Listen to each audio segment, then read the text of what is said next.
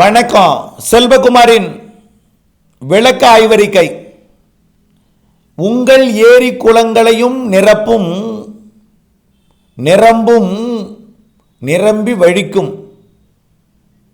நிரம்பி வழியும்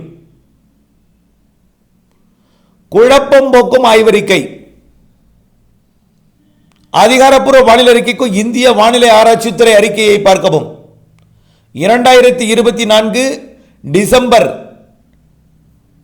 8 ஞாயிற்றுக்கிழமை அதிகாலை பதிவு. இந்த பதிவு செய்ய முக்கிய காரணம் என்னன்னா, முதல் அறிக்கை பதிவு செய்து முடித்த உடனேயே அந்த தொலைக்காட்சியில் பார்த்தேன், அது பெஞ்சல் புயல் வழித்தடத்தில் போகிறது என்கிறார்கள். ஆக நீங்கள் சொல்வது போல் அமையாது போல் தெரிகிறதே. மீண்டும் வட மாவட்டங்களுக்குமே மழைப்பொழிவை கொடுக்குமோ? இது ராமநாதபுரத்திற்கு மழைப்பொழிவு கொடுக்காது போல் தெரிகிறதே. திருநெல்வேலிக்கும் விருதுநகருக்கும் தூத்துக்குடிக்கும் மழைப்பொழிவு கொடுப்பதாக தெரியவில்லையே.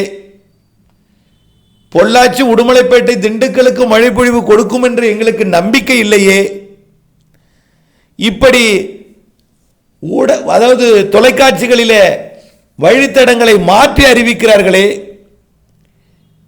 எங்களுக்கு பெய்யுமா, வயல்கள் காய்கிறது, மழை பொழிந்து விடுமா, எங்களுடைய ஆதங்கத்தை, எங்களுடைய பிரச்சனையை தீர்த்து விடுங்கள் என்று வேதனை குரல்கள். எல்லா அறிக்கையிலையும் தெளிவாக சொல்லியிருக்கோம். என்ன சொல்லியிருக்கோம்? ஓகே, அவர்கள் சொல்வதாகவே இருக்கட்டும், பெண்கள் புயல் வழியிலேயே போகட்டும், அந்த வழியா போயிடும் சொல்லியிருக்கோம். அந்த வழியில் வருகிறது என்று தான் அவர்கள் சொல்லியிருக்கிறார்கள். வரட்டும். அதை விட இன்னும் தெற்கே தான் வந்தது, அந்த வழி இல்லை, அதை விட தெற்கே தான் பெண்கள் புயல் வந்துச்சு, இன்னும் கொஞ்சம் வடக்கே போகிறது, போகட்டும். எங்கே வரும் என்று சொல்லி இருக்கிறோம்? வட இலங்கை. அடுத்தது எங்கே? டெல்டா மாவட்டங்களை ஒட்டி. அடுத்தது பாக் ஜலசந்தி. அடுத்தது ராமநாதபுரம் மாவட்டம், ராமேஸ்வரம் இடைப்பட்ட அந்த மன்னார் வளைகுடாவின் வடக்கு பகுதி, மன்னார் வளைகுடா, குமரிக்கடல், இந்த வழித்தடத்தில் தான் அமையும். எதுக்கு போட்டு குழப்பம்? தயவு செய்து சொல்கிறேன், அறிக்கையை கூர்ந்து கேளுங்கள். சரி சார், என்ன சார் கரையை கடக்குன்னு சொன்னீங்க, உடுமலைப்பேட்டை வழியா வரும்னு நினைச்சோம், திண்டுக்கல் வழியா வரும்னு நினைச்சோம், நீங்க என்ன சார் தூத்துக்குடி வழியா போகுங்கிறீங்க, அப்புறம் எப்படி சார் எங்களுக்கு மழை கொடுக்கும்? கொடுக்கும். ஒரு நிகழ்வு இல்லை, 4 நிகழ்வு இருக்கு. 11ஆம் தேதியே உங்களுக்கு மழை பொழிவை கொடுத்துறாது. நல்லா புரிஞ்சுக்குங்க, எந்த நிகழ்வு எப்பொழுது யாருக்கென்று. 30ஆம் தேதிக்குள் உங்களுடைய ஏரி குளங்கள் நிரம்பும். அவ்வளவு நாள் கூட நான் எடுத்துக்கொள்ளவில்லை. 20ஆம் தேதிக்குள் ஏரி குளங்கள் நிரம்பும். நிரம்பிய ஏரியை உடைப்பு ஏற்பட்டு விடாமல் எறும்பு துளைகளையும் அடைத்து வையுங்கள். அதுதான் நான் சொல்லலாம். அப்புறம் எதுக்குங்க உங்களுக்கு கவலை? ஏங்க மழை ஒரு சென்டிமீட்டராது பெய்யுமான்னு கேட்குறீங்களே. நான் சொல்றது பாதிக்கும் மழைன்னு சொல்றேன். இன்சூரன்ஸ் கட்டுங்கன்னு 15ஆம் தேதி போன மாதமே இன்சூரன்ஸை கட்டுங்கன்னு இன்சூரன்ஸ் தேதி முடிய போகுதுன்னு சொல்லிட்டு இருந்தேன். இப்போ போய் மழை பெய்யுமான்னு கேட்குறீங்களே. வறட்சி வரப்போகுதுன்னா நம்ம இன்சூரன்ஸ் கட்ட சொன்னேன். பாதிக்கும் மழைப்பொழிவு இருக்க போகிறது என்று சொல்லி தான் இன்சூரன்ஸ் கட்ட சொன்னோம். ஆகவே தயவு செய்து புரிந்து கொள்ளுங்கள், மழை பெய்யாமல் பொய்த்து விட்டு போய்விடாது. மழை பொழியும், பொய்க்காது, பொழியும், நிரம்பும், நிரப்பும், வழிந்தோடவும் செய்யும். நீங்கள் சிறு துளைகளை கண்டு அதற்கு முன்னெச்சரிக்கை எடுக்காவிட்டால் உடைப்பும் எடுக்கும். போதுமா? நிறைய பேர் சொல்றாங்க, சார் வரட்டு சார், எங்களுக்கு ஒன்றும் உடைப்பு எடுக்காது சார், எங்க ஊர் மேடு சார், எங்க ஊரெல்லாம் எவ்வளவு வெள்ளம் வந்தாலும் தாங்கும் சார். கிருஷ்ணகிரி மாவட்டத்தில் ஏற்கனவே உதாரணம் காட்டினேன். ஊத்தங்கரை தமிழ்நாட்டிலேயே மிக உயர்ந்த பீடபூமி. அது தக்கான பீடபூமியில், தமிழ்நாட்டின் வடக்கு பகுதியில் இருக்கக்கூடிய தக்கான பீடபூமியோட தெற்கு பகுதி. மலைகளோட சரிவு தொடங்கும் இடம் கிருஷ்ணகிரி, உச்சபட்ச மேடு. அங்கே ஊத்தங்கரையில் கொட்டியது, வாகனங்களே அடித்து சென்றது. ஆக இதெல்லாம் எதற்கு சொல்றோம்? அச்ச உணர்வை ஏற்படுத்தும். இல்லை, முதல் அறிக்கை போட்டதுமே எங்களுக்கு மழை வராது போல இருக்குன்னு சொல்லி அவ்வளவு கைபேசி அழைப்புகள். ஒரு அழைப்பு வந்தால் பரவாயில்லை, ஒரே அழைப்பு கைபேசியில் பதிவு செய்ய முடியாத அளவிற்கு அழைப்புகள் தொடர்ந்து வந்து கொண்டே இருக்குது.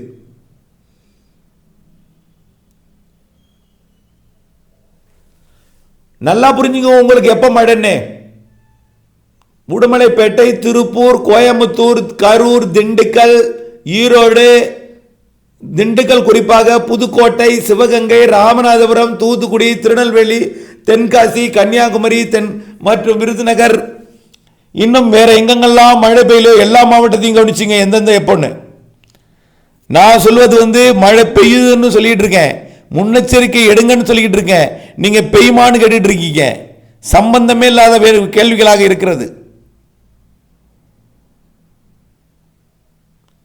உங்களுக்கு தேவை தயவு செய்து பொறுமை. 11ஆம் தேதி வரைக்கும் பொறுமையா இருந்த பத்தாது. 11ஆம் தேதி எங்க மழை பெய்யும்? டெல்டா மாவட்டங்களில் தொடங்கும், வடகடலோரம் பொழிய தொடங்கும்.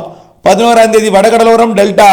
11ஆம் தேதி மாலைக்கு மேலதான் உள் மாவட்டங்கள், வட உள் மாவட்டங்கள், டெல்டா மாவட்டங்கள். பிறகு 12ஆம் தேதி வட உள் மாவட்டங்கள் மற்றும் டெல்டா மாவட்டங்களில் தீவிரம். 12ஆம் தேதி தீவிரம். 13ஆம் தேதி தென் மாவட்டங்கள். ஏன்? அப்பதான் மன்னார் வளைகுடாக்குள்ள நுழைய போகும். பாக் ஜலசந்தியில் இருந்து ராமநாதபுரம் மாவட்ட கரையோரம் வழி தூத்துக்குடி மாவட்டம் வழி கன்னியாகுமரி மாவட்டத்திற்கு நெருக்கமாக போகும். அங்க தான் நம்ம சொல்றேன், மேற்கு நோக்கி போகுமா கிழக்கு நோக்கி திரும்புமான்னு சொல்லிட்டு இருக்கேன். அடுத்த நிகழ்வு நெருங்கி வந்து விட்டால் அதோட போய் இணைவதற்கு கிழக்கு நோக்கி போய்விடும். அடுத்த நிகழ்வு அது இதை ஈர்க்கும் சக்தி இல்லாமல் இல்லை, தொடர்பை இல்லாமல் இருந்தால் அது மேற்கு நோக்கி போயிட்டா அது திரும்பி வந்துடும். அப்படித்தான் இருக்கும். ஆக மன்னார் வளைகுடாவில் அமைந்தால் எல்லோருக்கும் பெய்யும் மழை. மரியாதைக்குரிய ரமணன் சார் அடிக்கடி உங்களுக்கு எல்லாம் சொல்லியிருப்பாங்க ஒரு ஃபார்முலா, மன்னார் வளைகுடாவில் அமைந்தால் தமிழ்நாடு முழுவதும் மழை தரும் என்று. அதை முதல்ல புரிஞ்சுக்குங்க. மேற்கு தொடர்ச்சி மலை வரை எட்டக்கூடிய மழை. முதலிலே வடகடலோரம் ஏற்கனவே வெள்ளம் பாதித்த பகுதிகளுக்கு அச்ச உணர்வை ஏற்படுத்தக்கூடாது என்பதற்காக நான் இந்த அறிக்கையே சொல்ல வேண்டாம், மழை வர்றதையே சொல்ல வேண்டாம், பாவம் மக்கள் அச்சப்படுகிறார் என்று நினைத்துக் கொண்டிருந்தால் ஒரு அறிக்கைக்கு 2 அறிக்கைக்கு 3 அறிக்கைக்கு வரப்போகிற மழை பற்றி சொல்லி சொல்லி தென் மாவட்டங்களுக்கு நான் மழை பெய்ய போகிறது என்ற உற்சாகத்தையும் ஊக்கத்தையும் கொடுக்கும் அதே வேளையில் வட மாவட்டங்களுக்கு அச்சத்தையும் பீதியையும் ஏற்படுத்துகிறது. எனக்கு வேதனை அளிக்கிறது. முதல்ல புரிஞ்சுக்குங்க. ஒரு முறை சொன்னால் புரிந்து கொண்டு அமைதியாக இருக்க வேண்டும்.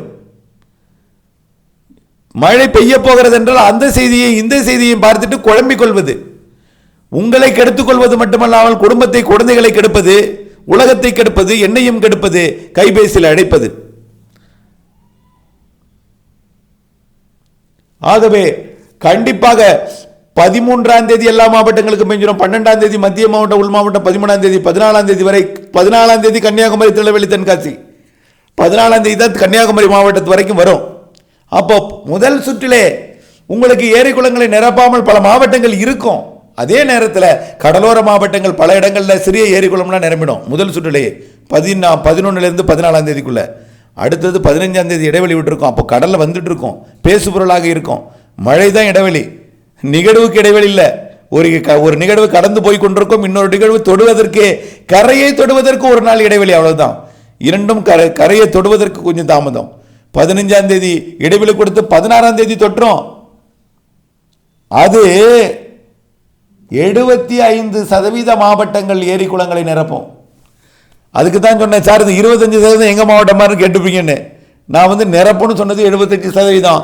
பாதி ஏரி முக்கால் ஏரி நிரம்புறது, வழிந்தோடாமல் இருப்பது, மீதம் இருக்கக்கூடிய 25%. அடுத்த நிகழ்வு வருது பார்த்தீங்களா, 21ஆம் தேதியிலிருந்து 24ஆம் தேதி அந்த வழிந்தோடக்கூடிய அளவிற்கு நிரப்பக்கூடியது அடுத்த நிகழ்வு. பல இடங்களும் உடைப்பும் கூட ஏற்படும்.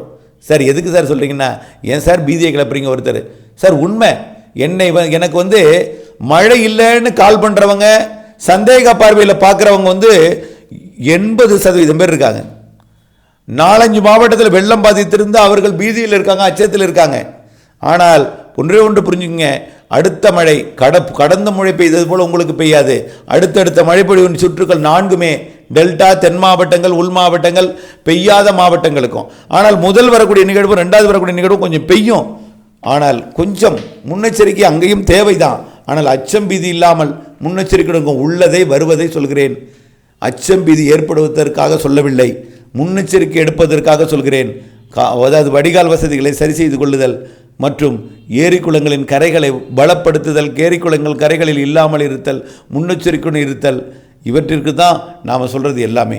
கால்நடைகள், நாய்கள், நாய்க்குட்டிகள், அனைத்து உயிர்களுக்கும் இன்பம் பயக்க வேண்டுமென்றால் முன்னெச்சரிக்கை தேவை என்பது தான் நாம் இப்பொழுது ஆய்வறிக்கை.